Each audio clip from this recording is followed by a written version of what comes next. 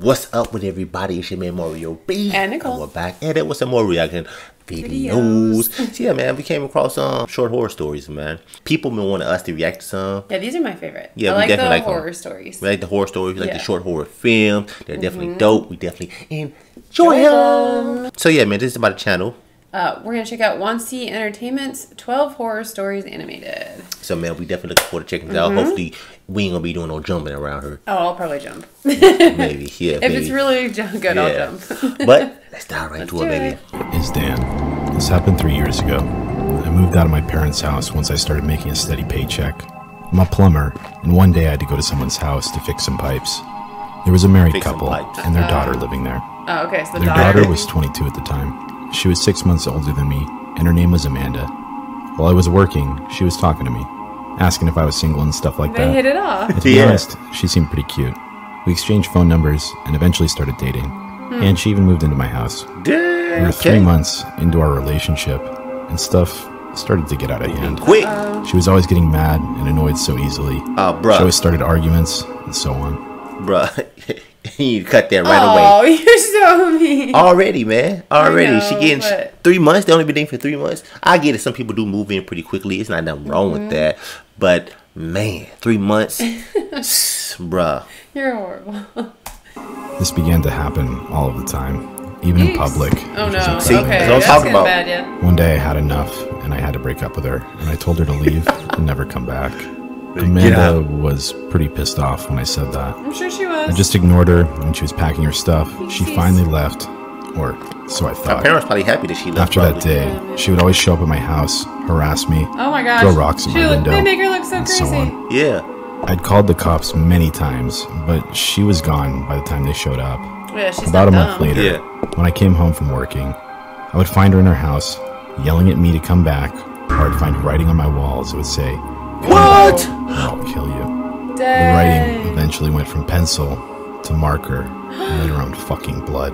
And Jess, I'm being serious when I What, said she was cutting blood. herself? Her That bitch blood. carved my name a bunch of Oh, times into her arms snaps. and legs. No. She only No. got into my house because I forgot to take the house key back from her at Okay, the you don't time. forget to take the house. In key back. hindsight, Bruh, why you That's just didn't crazy. change the locks, I know. man? That Yeah, psycho knew where get my the locks parents changed. lived and showed up to their house Oh, during the night. snaps. My mom almost had a heart attack when she woke up to the sound of a knife being tapped on the window Look how she glass. looked. When she woke up, she saw Amanda standing there, staring at her while psychotically. She looked She needs to deranged. get a restraining order on her. Yeah, That's she what looked. he Yeah, needs to she do. looked deranged, She does man. look She deranged. really, But they're really. making her look bad. Look, she look all stressed out. She ain't I sleeping know. like days. Probably not. Look at her eyes and stuff like that, man. She look I like feel like if I were him, I would call her parents too.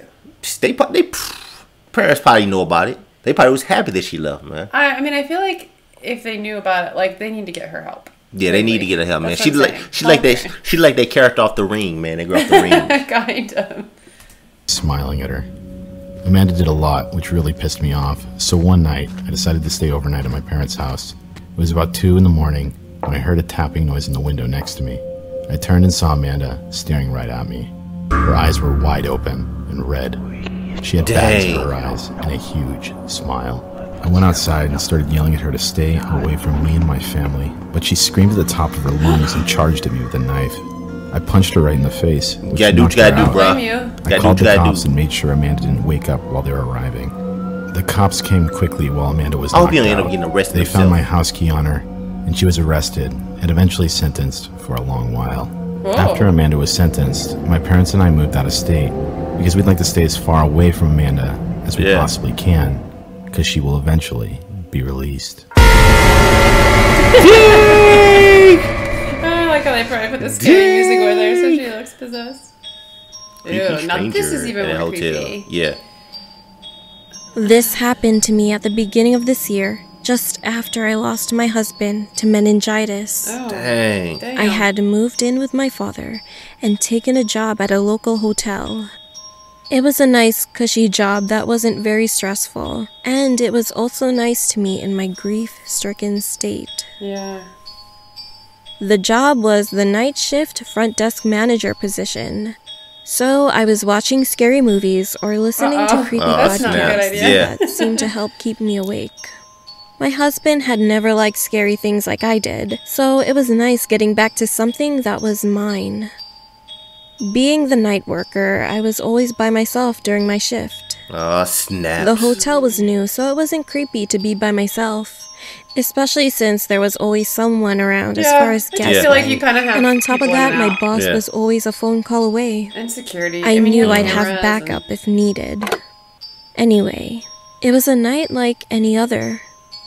I was in the back office behind the desk, watching the cameras and listening to a podcast while twirling a pen around, waiting for hours to tick away. Yeah. The hotel was pretty empty, It's so probably I felt more alone not a hard than job, usual. but it'd be boring. Yeah. I looked down at my phone as my podcast ended and went to pick another one when I noticed movement outside the building on the cameras. A guest was walking in. Dang. I hadn't seen a car pull in from the driveway camera, but I chalked it up to me just not paying attention and went to the desk. The man walked in and I quickly noticed his clothes were dirty, tattered, and that he had this odd smell to him. Metallic smelling. Blood? Yeah. I shook off the weird feeling and looked up at his face before greeting him. And I noticed that his eyes weren't on me, but the wall behind, just above me. What? Dang. I followed his gaze, wondering what he could be looking at, but there wasn't anything there. Must be seeing things. I was confused, Gotta be but seeing thought things. maybe he was lost in thought. I greeted him again, but his gaze still remained on the wall. I was starting to get freaked out, but kept my cool and cleared my throat. "Sir, is there something I can help you with?" I asked more firmly. Quickly, his eyes flicked down, and those eyes were wide and crazy looking. It startled me enough that I took a small step back. His previously blank expression grew into that of a crazed, wide smile. You're gonna start laughing. He was missing teeth. Whoa, And the second bruh. his lips parted, I could smell his rotten breath. Ew. It made my stomach churn. Before I could His open my tongue. mouth, I watched his eyes slowly creep up and down my body, as if he were undressing me with his eyes. Then his Dang. eyes moved to my hand, and his smile faded into a hate-filled glare. Aww. His eyes were on my Guess wedding he's ring. married. Yeah. Well, yes, I still wore it, as I wasn't ready to give it up yet. "What the heck is that?" he asked, his voice thick and gruff and full of anger. "My wedding ring, sir. I'm married," I said, What if thinking it's her maybe dead he was husband? drunk. Yeah. His glare got worse He as looked like his that. eyes met mine again. Like, why would he "Married? You lying bitch. See? You never told me you were married. You lied to me." This dude "Sir, crazy. Like, I he don't know knows what her? you're talking about." No, this dude is crazy. He's like, he knows her. That's what I'm saying. What if it's Can't like... know. I mean, he must assume that she was like interested in him and stuff. You know how some people are like Or freaky, he's, like, weird like that. a little crazy and thinks that like Yeah, that's what I think. he's been stalking her and so assumes that like it's like a relationship. Yeah. But it's all really been one-sided kind of thing. Yeah. I don't know. It's interesting. "And I'm afraid that I'm going to have to ask you to leave." I was so scared at that moment, but tried desperately not to cry. He was still shouting at me. "So, you're kicking me out of my own home? See? You're a little hussy. I'm taking what's owed to me. Get over here!" He reached across the counter to try and grab me, and I let Dang. out a This scream, dude is stumbled crazy. back, tripping over my long Okay, why you don't skirt. got security there, man? I crawled quickly for the office door as he rushed to the counter. He grabbed my shirt, tearing it down the back as I went to slam the door shut, and I slammed it on his hand, making him scream in pain as I heard the bones break. As he let me go, I managed to finally shut and lock it before going into my boss's office. And as I dialed 911, I could hear him screaming at the office door, kicking as hard as he could to get it open. The operator stayed on the phone with me until the cops arrived. It took 3 grown officers and a taser gun to take him down and get him in the car. When everything was safe, I was sat down for a statement, and my boss and father were called. As my father was getting me into his truck, I heard an officer say that the man was a highly wanted man from Florida who had escaped a psychiatric facility. Yeah. After he escaped the facility, he went looking for young brunette girls who were heavyset like me, or rather like his late wife. He had killed her and cut out her eyes and breasts, and done the same to 2 other girls in Alabama. So I could only guess he planned to do the same to me. Yup. Thank God for strong deadbolts and all of the police officers. Dang. Yeah. That is horrible. I used to work at a call center company, and my shift started at 11 p.m. Since training, I'd heard a lot of ghost stories about our building. Of course, I didn't believe them, and I really wouldn't have cared anyway, because all I cared about was work. One night, I went on a short break to go to the comfort room. Our office is located at the left corner of the building, and usually it's quite dark compared to the other office corners. I normally use the comfort room in the middle of our building because it's bigger and a lot of people go there. But since it was just a short break, I chose to use the executive's comfort room because it was much closer. Besides, it was always clean and looked a lot nicer compared to the other ones. When you enter the comfort room, the first thing you see on your right side are 2 sinks, a large mirror, and 2 lights above them.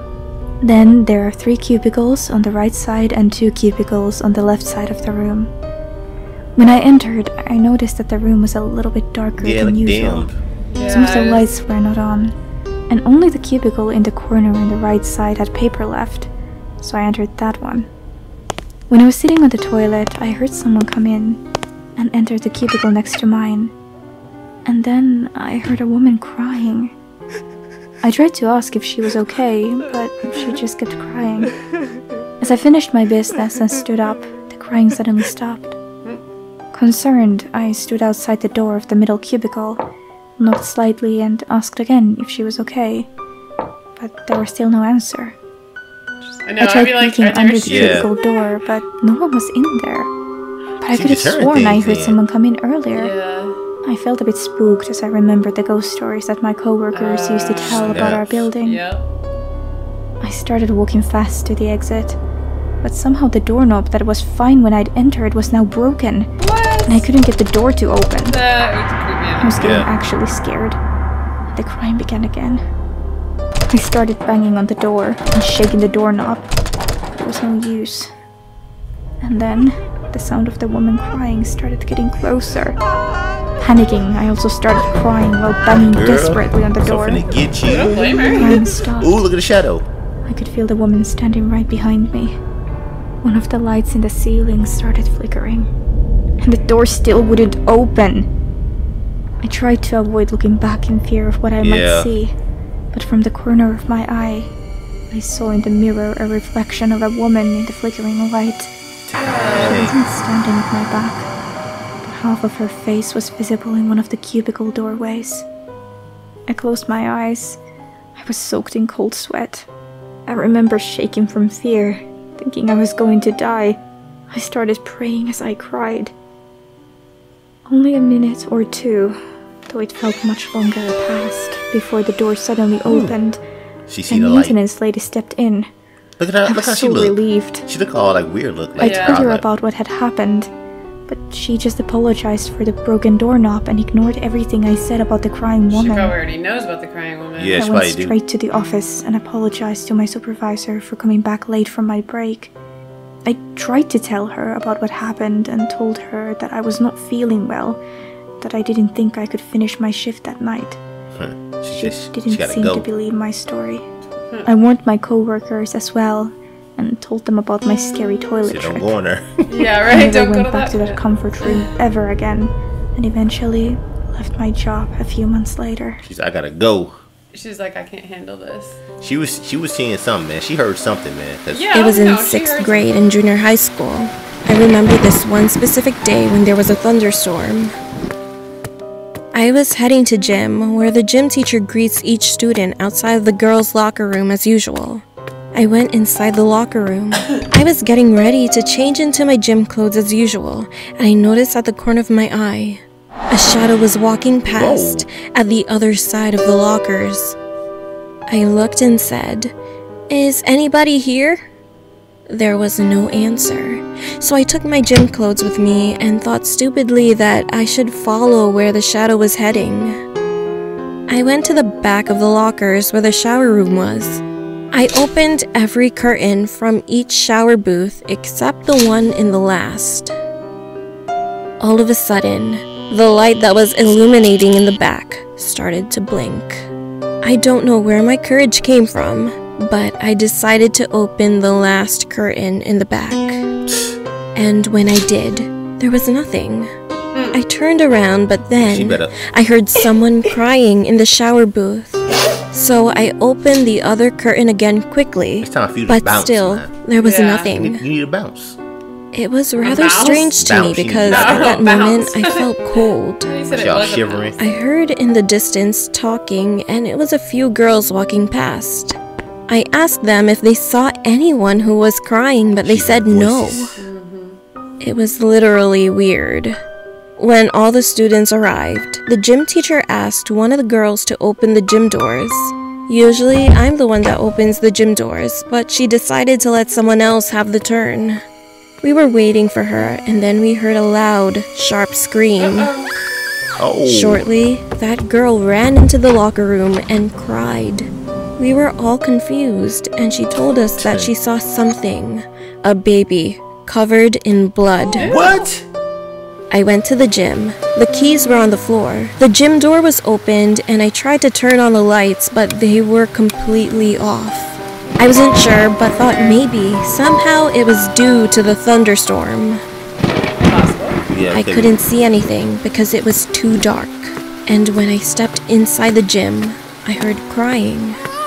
It was a baby crying, and it was coming from the stage. I was frozen, but I wanted to check what was going on here. I went closer to the stage, but the crying abruptly stopped.